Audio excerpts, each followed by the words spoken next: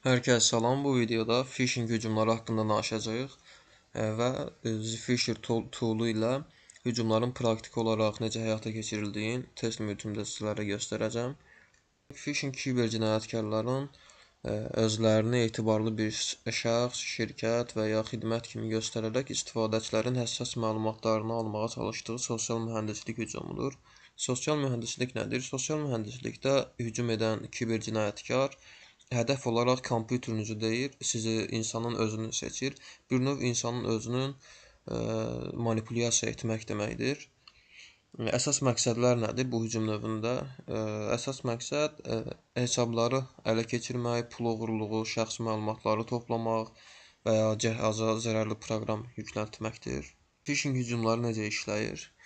Əvvəlcə hədəf şəxs seçilir, sonra saxta e-poçt, SMS mesajları hazırlanır. Ardınca hansısa bir etibarlı şəxsin, şirkətin, qurumun adından istifadə edərək istifadəçiyə həmin o saxta SMS-lər, mesajlar göndərilir. İstifadəçi əgər buna aldanarsa, artıq şəxsi məlumatların hücum edən şəxsə ötürür və nəticədə hesablar oğurlanır, pullar itirilir. Əsasən saxta linklər vasitəsilə bilirik ki, bu hücumlar baş verir, amma əslində phishingin növləri çoxdur. Buna misal olaraq voice phishing deyə bilərik. Voice phishing nədir? Telefonla zəng edilir. Hücumçu özünü bank əməkdaşı, polis və ya dövlət qurumunun nümayəndəsi kimi təqdim edir və sizdən kart məlumatlarınızı tələb edə bilər. Orada müxtəlif ssenarilər hazırlayır əvvəlcədən. O həmin o ssenari üzrə sizdən rol oynayaraq məlumatları tələb edə bilər. Başqa hansı növlər var? Başqa QR phishing var. QR phishing nədir? Hücumçu yenə də saxta QR kodlar hazırlayır və onları insanların çox olduğu yerlərə yerləşdirir. Məsəl üçün avtobus dayanacaqlarına, lift, parklar, bu cür yerlərə yerləşdirir və orada olan insanlar bu QR kodu oxutduqda onları saxta saytlara yönləndirə bilər. Orada zərərli proqramlar ola bilər və s. saxta mesajlar ola bilər. Yaxşı, bəs phishing saytlarını necə tanıya bilərik? Əvvəlcə tam linkin özünə baxın, domen adlarına fikir verin, uzantılarına fikir verin. Orada kiçik fərqliliklər olacaq orijinal saytların özü ilə. Daha sonra sizə gələn mesajlardakı olan yazı səhvlərinə baxın. Bir çoxunda qrammatik yazı səhvləri olur. Tələsdirən mesajlara heç vaxt aldanmayın. Misal üçün, son 5 dəqiqə qalıb hesabınız bloklanacaq, kartınız bloklanacaq və yaxud da hansısa dövlət orqanı adından istifadə edərək polis araşdırması başlanacaq. Bu cür mesajlara aldanmayın.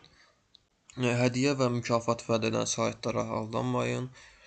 Bunlar da sosial mühəndislik hücumlarından sayılır. Pulsuz iPhone qazandığınız sizə 1000 nazayn veriləcək və yaxud Binance hesabınıza 2 bitcoin köçürəcəyik. Bu cür mesajlarda aldanmayın. Unutmayın ki, phishing hücumlarında əsas hədəf kompüter deyil, məhz siz özünüzsünüz. İndi isə keçək alətimizin qurulumuna və praktik olaraq görək hücumlar necə baş verir.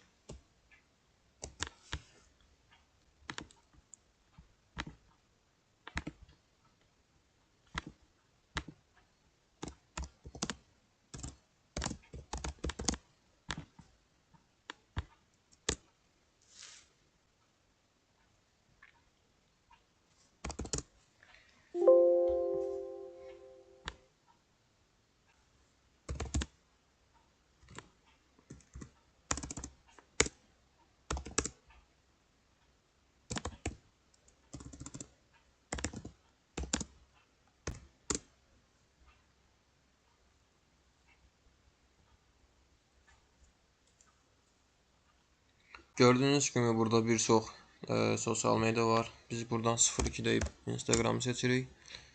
Və buradan deyək ki, bizə login giriş hissəsinin saxta saytını versin. Və lokal hostumda mən test edəcəm. 01 80 80 və burada mənə gördüyünüz kimi linki verdi. Deyək ki, mən bunu kopyalayıram və hədəf şəxsə göndərirəm. Hədəf şəxs bunu öz kompüterində, telefonunda açdıqda qarşısına bu ekran çıxır. O artıq bura öz istifadəçi adını və parolu qeyd edib daxil olduqda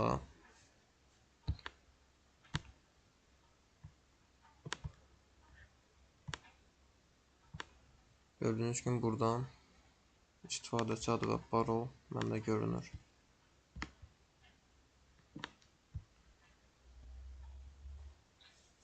Gəlin onda biz belə bir şey edək.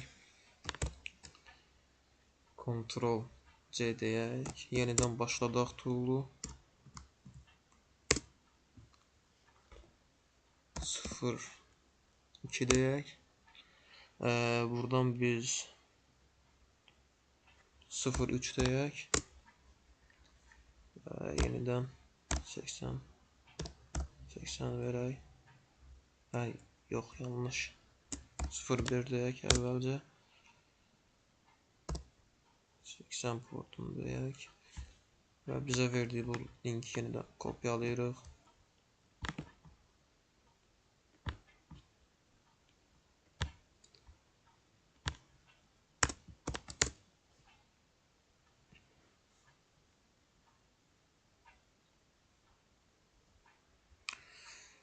Gördüyünüz kimi saxta follow üçün saytdır burada. Pulsuz Instagram takipçisi saytı. 1000 takipçi verir. Bizdən nə tələb eləyir? Instagram username-ini yaz deyir. 1000 takipçi almaq üçün və buradan deyir ki, Instagram passwordunu yaz, deyir ki, yazırıq və sorğunu göndər. Üzərinə vururuq. Gördük ki, bizi Instagram atır, heç nə də açılmır. Amma buradan toolumuza gəldikdə görürük ki,